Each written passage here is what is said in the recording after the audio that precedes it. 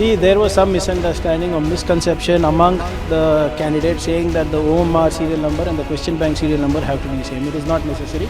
Our responsibility is also for them and also for people who are writing the exams. No, 25 days, let them go on hunger strike. Then if they don't control, we will do one lathi charge and then I will resign.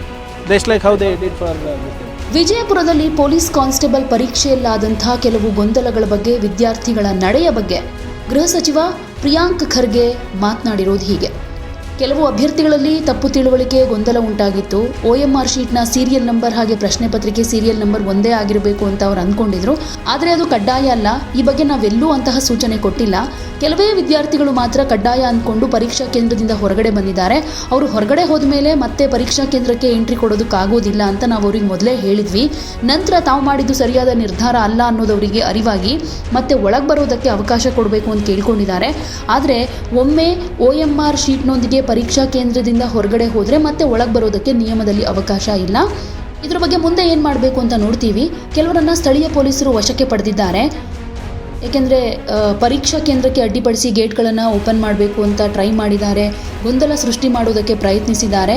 So ಆಗ ನಾವೇನು ಮಾಡಬೇಕು, ಪರೀಕ್ಷೆ ಬರೀತಾ ಇರೋ ವಿದ್ಯಾರ್ಥಿಗಳ ಸುರಕ್ಷತೆಯ ಕಡೆಗೆ ಗಮನ ಕೊಡಬೇಕು. ಅದು ನಮ್ಮ ಜವಾಬ್ದಾರಿ. ಹೀಗಾಗಿ ಕಾನೂನು ಸುವ್ಯವಸ್ಥೆ ಕಾಪಾಡೋದಕ್ಕೆ ಸಹಜವಾಗಿ ಕೆಲವರನ್ನು ಪೊಲೀಸರು ವಶಕ್ಕೆ ಪಡಿಬೇಕು ಅಂತ ಹೇಳಿದರು. ಇನ್ನು ವಿಪಕ್ಷಗಳು ನಿಮ್ಮ ರೆಸಿಗ್ನೇಷನ್ ಕೇಳ್ತಾ ಇವೆ ಅಂತ ಕೇಳಿದ್ದಕ್ಕೆ ನನ್ನ ಸ್ಥಾನಕ್ಕೆ ರಾಜೀನಾಮೆ ಕೊಡಬೇಕು ಅಂತ ಕೆಲವರು ಒತ್ತಾಯ ಮಾಡ್ತಿದ್ದಾರೆ. ನಾನು ರಾಜೀನಾಮೆ ಕೊಡ್ತೀನಿ, ಆದರೆ ಮೊದಲು 25 ದಿನಗಳ ಕಾಲ ಉಪವಾಸ ಸತ್ಯಾಗ್ರಹ ಮಾಡಲಿ ಅವರು. ಪರಿಸ್ಥಿತಿ ನಿಯಂತ್ರಣಕ್ಕೆ ಬರದೇ ಇದ್ದರೆ ಲಾಠಿ ಚಾರ್ಜ್ ಆಗಲಿ, ನಂತರ ನಾನು ರಾಜೀನಾಮೆ ಕೊಡ್ತೀನಿ. ಈ ವಿಷಯದಲ್ಲಿ ಅವರು ಹೇಗೆ ನಡೆದುಕೊಂಡ್ರೋ ಅದೇ ರೀತಿ ಅಂತ ಹೇಳಿದ್ದಾರೆ. ನನ್ನ ರಾಜೀನಾಮೆ ಕೇಳ್ತಾ ಇರೋರು ಮೊದಲು ಈ ಪ್ರಶ್ನೆಗಳಿಗೆ ಉತ್ತರ ಕೊಡಲಿ. PSI ಹಗರಣ ನಡೆದಾಗ ಬಸವರಾಜ ಬೊಮ್ಮಾಯಿ ಅವರು ಯಾಕೆ ರಾಜೀನಾಮೆ ಕೊಡಲಿಲ್ಲ?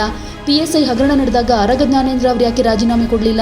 ನಿನ್ನೆ ಲಕ್ಷಾಂತರ ಅಭ್ಯರ್ಥಿಗಳು ಪರೀಕ್ಷೆ ಬರೆದಿದ್ದಾರೆ. ಆದರೆ ಸಮಸ್ಯೆ ಎದುರಾಗಿರೋದು ಸುಮಾರು 120 ಅಭ್ಯರ್ಥಿಗಳಿಗೆ ಮಾತ್ರ. ಹಾಗಾಗಿ ಸಮಸ್ಯೆಯ ಪ್ರಮಾಣವನ್ನು ಗಮನಿಸಬೇಕು ಅಂತ ಪ್ರಿಯಾಂಕ್ ಖರ್ಗೆ ಹೇಳಿಕೆ ಕೊಟ್ಟಿದ್ದಾರೆ. See, there was some misunderstanding or misconception among the candidates saying that the OMR serial number and the question bank serial number have to be same. It is not necessary, nor have we specified anywhere. It is just a handful of them who thought it was necessary and they walked out, despite us telling that once you walk out, you cannot come back in. So then when they realized that what they had done was not wise, they said they have to come in. But the rule does not. Once you leave the premises with the OMR sheets, you cannot come back in. So let us see what can be done about that. Some protesters were taken into custody by the local police. See, if you are going to disrupt the examination center, you are going to throw open the gates and dismantle it. What do you expect us to do? Our responsibility is also for them and also for people who are writing the exams, no? Quite naturally, to maintain law and order, we had to take a few people in custody. The PNJD's demand that you resign from your position. Yeah, I will resign. Let them first 25 days, let them go on hunger strike. Then if they don't control, we will do one lathi charge and then I will resign. Just like how they did for this thing. So if the people who are seeking my resignation should answer, why didn't Mr. Bommai resign when the PSI scam happened? Why didn't Mr. Arga Gnanendra resign when the PSI scam happened? Yesterday, lakhs of people wrote exams and there's a problem only with close to around 120 people.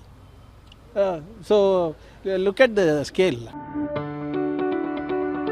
ಯಾವುದೇ ಸುದ್ದಿಯ update ಅನ್ನ miss ಮಾಡ್ಕೊಳ್ಬಾರ್ದು ಅಂದ್ರೆ ಈಗ್ಲೇ one ಇಂಡಿಯಾವನ್ನ subscribe ಮಾಡಿ. ನಿಮಗೆ ಬೇಕಾದ ಭಾಷೆಯಲ್ಲಿ ಎಲ್ಲಾ ಸುದ್ದಿ ತಿಳಿಬೇಕು ಅಂದ್ರೆ ಒನ್ ಇಂಡಿಯಾ ಆಪ್ ಅನ್ನ ಡೌನ್ಲೋಡ್ ಮಾಡ್ಕೊಳ್ಳಿ.